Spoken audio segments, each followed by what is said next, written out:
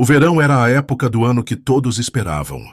3 meses sem escola, dias correndo pelas calçadas e andando de bicicleta, e o som familiar do caminhão de sorvete umas 2 vezes por dia. Éramos todos crianças de classe média, e aqueles sem irmãos mais velhos tinham ordens de ficar com o grupo se saíssem. Vivíamos aqueles tempos de glória, em que você só voltava para casa quando os postes de luz acendiam, e a mãe só se preocupava quando saía alguma coisa nos jornais sobre perigo de estranhos ou sequestros. A rua onde eu morava tinha umas 12 famílias, e todas elas tinham filhos. Eu e o Mike Castro éramos melhores amigos, desde a primeira série. Geralmente tinha crianças o suficiente na rua, andando de bicicleta ou jogando basquete, para começar um jogo de taco ou futebol se quiséssemos. Às vezes, se os pais deles fossem de boa, a gente jogava futebol americano no quintal de alguém, ou eu tirava minha carrocinha rádio flyer da garagem e a gente enchia ela de pistolas de plástico e brincava de guerra. A maioria das crianças vinha em duplas, para jogar o jogo do dia, duplas de trios ou até quartetos. Mas todo mundo no quarteirão tinha alguém, ou vários alguéns. Crianças sozinhas se destacavam como uma espinha na bunda, e geralmente a gente se juntava. Eu conto tudo isso para poder dizer que o Robbie era estranho para os padrões da vizinhança. O Robbie não tinha um melhor amigo, e não tenho certeza se ele tinha algum amigo. Ele era um garoto magrelo, magro como um palito, como minha mãe diria, com óculos grandes e grossos e uma boca feita para franzir a testa. Ele nunca participava dos nossos jogos, e nós nunca oferecíamos de verdade. Não éramos crianças antipáticas, longe disso, mas o Robbie não parecia certo. Eu sei como isso soa, mas uma espécie de névoa estranha parecia pairar sobre o Robbie. Sempre me lembrava das linhas de sujeira em volta do porquinho nos desenhos do Charlie Brown, mas essa parecia mais estática de VB. Era como um som baixo de fundo que pairava em volta dele, e se eu passasse muito tempo perto dele, sempre sentia que ia começar uma dor de cabeça. Ele costumava desenhar na calçada com giz de cera colorido, e todos nós brincávamos que o pai dele devia trazer os giz defeituosos da fábrica de giz onde ele trabalhava. Não importa a temperatura, não importa a estação. O Robbie estava lá fora desenhando na calçada.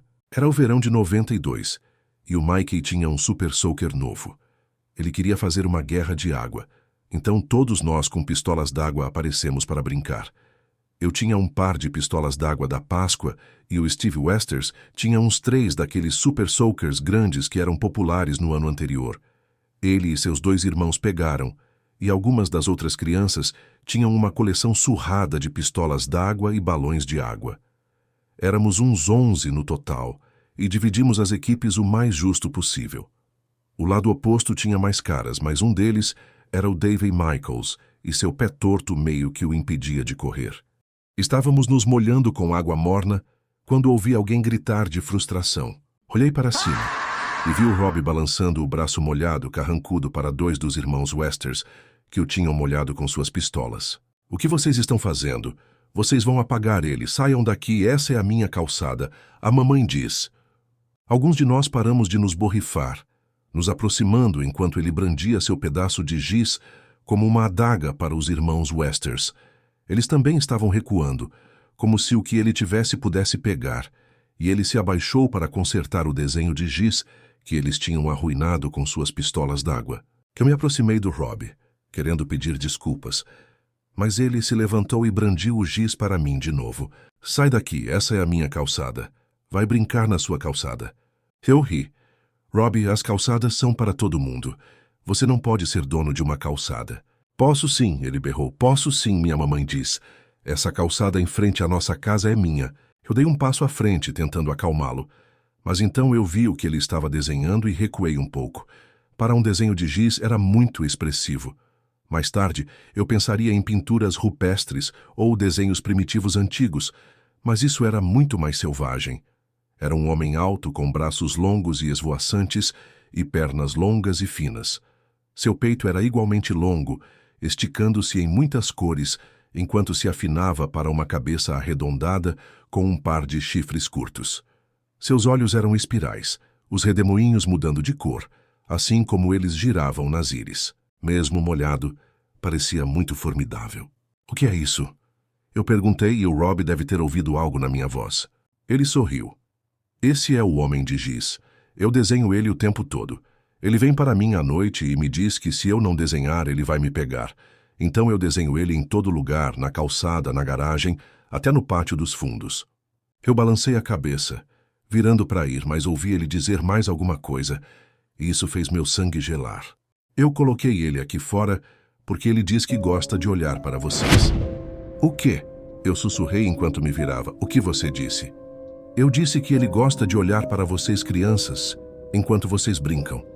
Um dia, quando nenhum de vocês estiver prestando atenção, ele vai pegar um de vocês e arrastar para o mundo dele e engolir vocês. É o que ele diz de qualquer forma. Ele gritou de novo quando eu comecei a borrifar o desenho de giz. Eu não saberia dizer por que eu fiz isso, mas eu tinha certeza de que precisava ser feito. Essa coisa precisava ir embora para sempre. E quando começou a desbotar, eu ouvi minha pistola d'água chiar quando ficou vazia. Eu me afastei lentamente, Rob ainda chorando enquanto gritava comigo por ter arruinado, e quando o Mikey veio ver o que estava acontecendo, eu descobri que não conseguia desviar o olhar do lugar onde o Rob estava consertando aquela criatura horrível. O que foi isso? Mikey perguntou, Rob ainda me lançando olhares assassinos. Eu tentei encontrar palavras para isso, mas não consegui. Eu não sei. Ele disse algo que eu não gostei. Me fez sentir. Eu mordisquei o lábio tentando encontrar algo para descrever e falhando de novo. Mal. Muito mal. A guerra de água estava começando a acabar agora. A maioria de nós no nosso terceiro ou quarto tanque. E estávamos todos encharcados e tremendo. Vamos, disse Mike. Eu acabei de pegar um jogo novo de Super Nintendo. A gente pode se secar e você pode pegar umas roupas minhas emprestadas. Eu balancei a cabeça e me deixei ser puxado para longe. Mas foi difícil desviar o olhar daquela figura encurvada enquanto ele trabalhava nos desenhos de giz do seu monstro. Passamos a tarde jogando um jogo novo de nave espacial que ele tinha pego, não consigo lembrar o nome. E fiquei chocado ao olhar para fora e ver que estava escurecendo.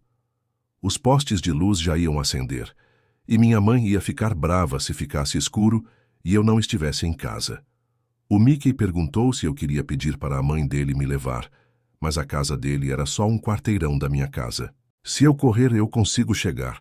Eu disse a ele e fui em direção à casa. A tarde tinha me escapado, o sol baixo e a noite se aproximando rapidamente. Eu teria que correr se pretendesse chegar a tempo, mas quando eu corri pelo caminho e em direção à calçada, eu parei quando vi algo que eu esperava evitar. Esticado pela calçada, o giz multicolorido muito brilhante estava o Homem de Giz. Ele estava ainda maior do que antes, seus braços parecendo se enrolar em volta dos postes da cerca, e eu pulei por cima e em volta dele quando saí correndo para casa. Eu ia me atrasar se não voasse pela calçada. Eu não tinha ido muito longe, no entanto, quando vi outro Homem de Giz tão grande quanto o último. Sua boca estava aberta, revelando dentes afiados como facas. Uma boca daquele tamanho não teria problemas em me engolir inteiro. Eu corri em volta desse também, mas não foi o último. Eles pareciam estar em todo lugar e o Rob tinha estado ocupado mesmo. O Homem de Giz estava subindo e se contorcendo pelo concreto. Sua boca abria e fechava enquanto eu corria, aqueles dentes rangendo, subindo e descendo, enquanto meus passos fervorosos me levavam adiante. Eu estava cheio do terror de armários de quarto e rosnados sob a cama. Esses desenhos de giz me faziam sentir do jeito que os estranhos às vezes faziam, do jeito que eu sentia quando ouvia uma história assustadora, do jeito que eu sentia quando estava fora à noite. Quando eu tropecei, meu grito não teve nada a ver com a forma como a calçada comeu minhas mãos e joelhos. Eu achei que tinha apenas pegado a beirada da calçada na minha pressa, mas quando olhei para trás, senti meu cabelo da nuca arrepiar. Uma única mão de giz, a garra roxa, parecendo enorme e cruel, tinha se levantado para agarrar meu tornozelo enquanto eu corria. O Homem de Giz estava até agora subindo da calçada, seus dentes rangendo, mastigando meu tornozelo. Ele quase me pegou também. Fiquei tão surpreso ao encontrar um braço de giz subindo do concreto. Isso não era desenho animado. Coisas como essa não aconteciam no mundo real. Ele tinha me arrastado até a metade da sua boca escancarada, antes que eu percebesse que não estava sonhando, depois de bater minha cabeça na calçada. Eu puxei e puxei com força, mas suas mãos eram fortes. Ele me arrastou de volta, mais dele subindo enquanto ele me puxava.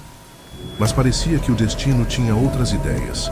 Ele tinha agarrado não o tornozelo inteiro, mas minha meia.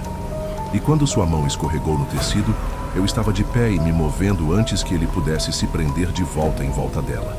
Eu estava correndo, desviando de outros desenhos de giz. E quando vi minha casa chegando à vista, respirei um pouco mais aliviado. Isso foi até que eu vi o homem de giz do lado de fora do meu próprio portão. Ele já estava subindo como uma erva daninha da calçada, e eu sabia que não conseguiria contorná-lo. Eu me desviei para o quintal do vizinho, e foi então que eu vi. A mangueira dele estava enrolada em volta da torneira, e eu peguei o bico quando a sombra daquela coisa caiu sobre mim. Estava subindo enorme agora, subindo e subindo, enquanto eu desenrolava a mangueira. E quando a água o atingiu, o homem de giz pareceu tão surpreso quanto eu. Ele recuou, um pouco de sua cor desbotando, e enquanto eu o bombardeava com água, o giz começou a escorrer para a calha. Ele estava derretendo como a bruxa má, e quando ele caiu para o nada, eu desliguei a mangueira e corri para casa. Eu entrei ofegante, e qualquer raiva que minha mãe pudesse ter tido por eu estar atrasado foi lavada como o homem de giz. Eu disse a ela que eu sentia que alguém tinha tentado me pegar, e ela fez os sons usuais sobre as pessoas estarem atentas. Ela me alimentou, e ela me disse para me preparar para a cama. Mas eu sabia que não haveria sono para mim hoje à noite. Como eu poderia dormir com a imagem daquele demônio de giz correndo pela minha cabeça? Pelas próximas noites, eu tive sonhos ruins sobre o homem de giz. Nos meus sonhos eu não escapei. Nos meus sonhos, o homem de giz me arrastou pela calçada, e a última coisa que eu vi antes de acordar foi ele me puxando para dentro da sua boca. Depois daquela noite, eu não vi mais nenhum dos desenhos na calçada. Algumas pessoas na vizinhança reclamaram e o Rob só podia desenhá-los em frente à própria casa. Seus pais foram multados, eu ouvi, e seu pai o proibiu de desenhar por uma semana. Eu presumo que ele ainda desenhou, já que o homem de giz nunca o pegou, mas o homem de giz nunca mais escureceu nossas calçadas. Eu consigo me lembrar, nos dias em que me encontrava perto do garoto rabiscando loucamente, que o homem de giz ainda parecia se mover, mas poderia ter sido apenas a miragem de calor. Essas são apenas as lembranças de uma criança, mas são tão vívidas que eu frequentemente me pergunto o quanto é especulação e o quanto realmente aconteceu.